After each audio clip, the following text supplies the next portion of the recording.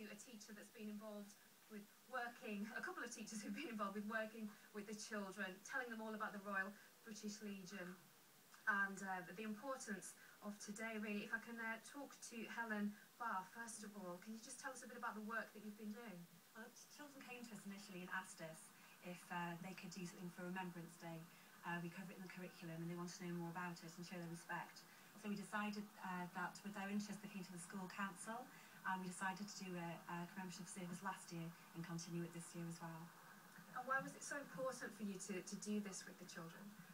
I think because the children found it so important, and lots of the children have got relatives that are in the armed forces, so it was a subject that was close to their hearts, and their interest escalated, so did our project. And it's been a very emotional morning, hasn't it?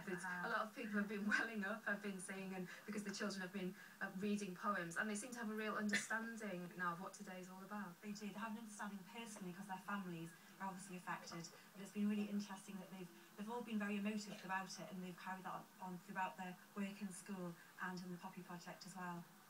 So this is all about bringing the message of remembrance to the younger generation. Absolutely. Let's have a chat with a couple of them now. We've got Elizabeth and Joe. First of all, Elizabeth, what have you been learning about? I've been learning about the importance of the poppy and what we need to remember about the people in the war. And you gave a reading this morning, didn't you, in the service? How was that? Did you enjoy doing that? Yes, it was very enjoyable. Can you remember what your reading was about? I said, who do we remember? And Joe, you also gave a reading, didn't you? How was that? Good. It makes you really think back to what life was like in those days.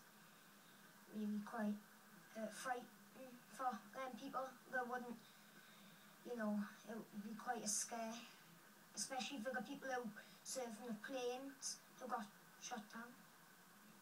And obviously Armistice Day it's the 93rd Armistice Day today. And it all goes back to the First World War, a long time ago. I mean, how old are you? Are you about 10? 11. 11, okay. So, I mean, the First World War for you, I mean, what does it mean to you now? Something that happened so long ago, but do you have an understanding of it? Yes. I mean, we've done topics on it in the curriculum of World Wars 1 and 2, and I think for the people in World War 1 as well, that's definitely something, as well as World War 2. It shouldn't be forgotten.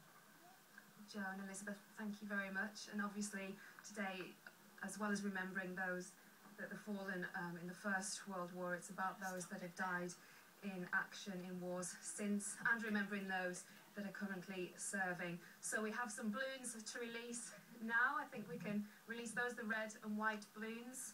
Red for those killed in action, and white to remember those currently serving in the armed forces.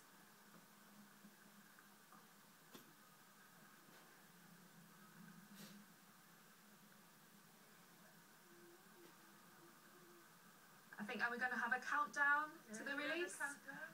Helen, countdown from 5. 5, 3, 2, 1.